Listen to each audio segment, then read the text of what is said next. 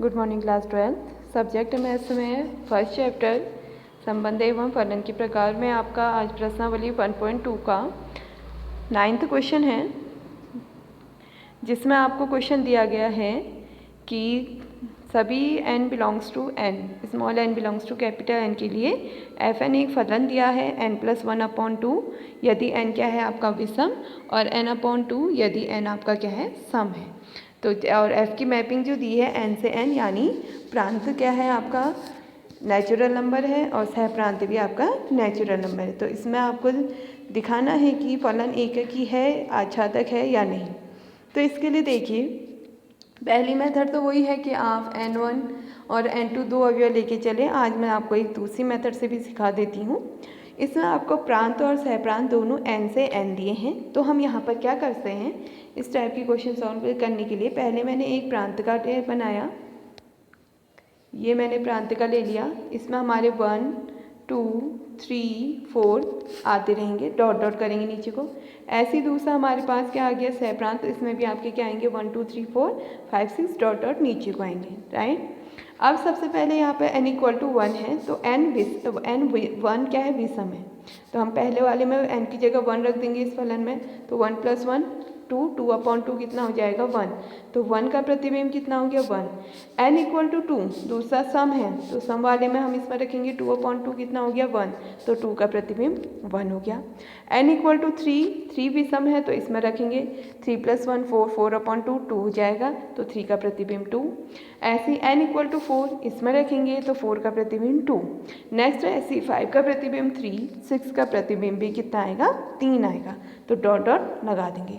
दूसरी मेथड ये है कि यहाँ पर मैंने फलन का क्रमिक युग्म के फॉर्म में लिख लिया है।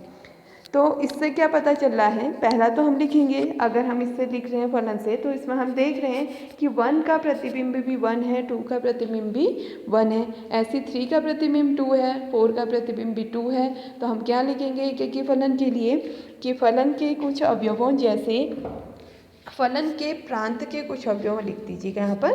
फलन के प्रांत के कुछ अवयवों जैसे 1 और 2 का सहप्रांत में प्रतिबिंब एक ही अवयव या 1 है, तो फलन एककी नहीं होगा। और अगर आरेख से करेंगे तो आप लिखेंगे आरेख से स्पष्ट है कि प्रांत के कुछ अवयवों 1 और 2 या 3 और 4 के प्रतिबिंब सहप्रांत में एक ही अवयव 1 या 2 हैं, तो इसलिए यह एककी फलन नहीं होगा।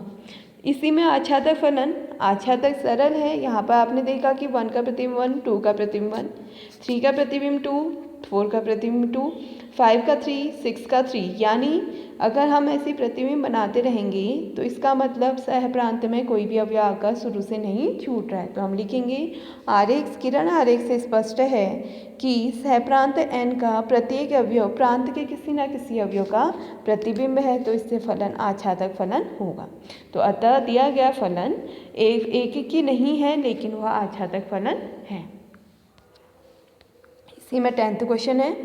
आपको यहाँ पर f की मैपिंग दी है a to b, जहाँ a कह रखा है रियल नंबर से 3 हटा दीजिए यानी r-3, और b कहा है r-1 यानी रियल नंबर में 1 नहीं है। यह आप 11th क्लास में पढ़ चुके हो।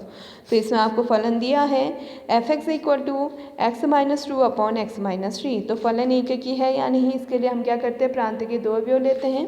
तो हमने x1, x2 belongs to a इस प्रकार लिया कि f(x1) बराबर f(x2), दिए गए फलन में x की जगह x1 और x2 रख के हमने इसको यहाँ पर वैल्यू रखी। क्रॉस मल्टीप्लिकेशन आपको आता है, तो गुणा किया, इससे हमारा x1 वाले टर्म एक साथ रखे, x2 वाले एक साथ रखे, तो उससे हमारा क्या सिद्ध हो गया x1 बराबर x2। तो हम कह सकते हैं for every x1, x2 belongs to a के लिए जब f(x1) बराबर f(x2) है, तब x1 बराबर x2, यानी दिया गया फलन आपका कैसा हो गया, एककी फलन। जबकि आच्छादक के लिए हम प्रांत में सहप्रांत में से एक अवयव लेते हैं। तो हमने यहाँ पर सहप्रांत में से एक अवयव ले लिया y बराबर हमने कहा f(x), y की जगह x की वैल्यू रख दीजिए x-2/x-3। नेक्स्ट स्टेप था x का मान y के पदों में ज्ञात करना। क्रॉस मल्टीप्लिकेशन से x करेंगे, फिर x वाले टर्म एक साइड करके x का मान निकालेंगे। अब देखिए, इसमें पहले से ही कहा है जो वाई है वो सहप्रांत को बिलोंग कर रहा है और सहप्रांत में 1 नहीं है रियल नंबर, यानी रियल के अंदर अपरिमेय परिमेय पॉइंट वाले भिन्न वाले सभी संख्या आएंगी लेकिन 1 नहीं होगा। तो सेम यहाँ पर है, अगर हम y का मान 1 रख देते तो 0 आता है, इसका मतलब उसके लिए अपरिभाषित। लेकिन उसके लिए अब आपका क्या हो गया, अपरिभाषित, लेकिन y का मान 1 नहीं है तो y का मान इसमें हम 1 नहीं रखेंगे। उसके अतिरिक्त कोई भी रियल नंबर रखते हैं तो x का मान भी एक आपको रियल ही मिलेगा। तो हम कह सकते हैं for every y belongs to b के लिए x बिलोंग्स टू a फलन f क्या हो जाएगा आपका आच्छादन। तो आपने फर्स्ट चैप्टर को ध्यान से अभी करना है, 1.1 1.2 रिवाइज भी करिएगा, जहाँ पर भी प्रॉब्लम होगी पूछ लीजिएगा, क्योंकि अगर अभी आपको ये क्वेश्चन नहीं आए तो टफ भी पड़ जाते हैं, तो इसलिए ध्यान से करिए, जहाँ पर भी प्रॉब्लम होगी मुझसे पूछ लेंगे।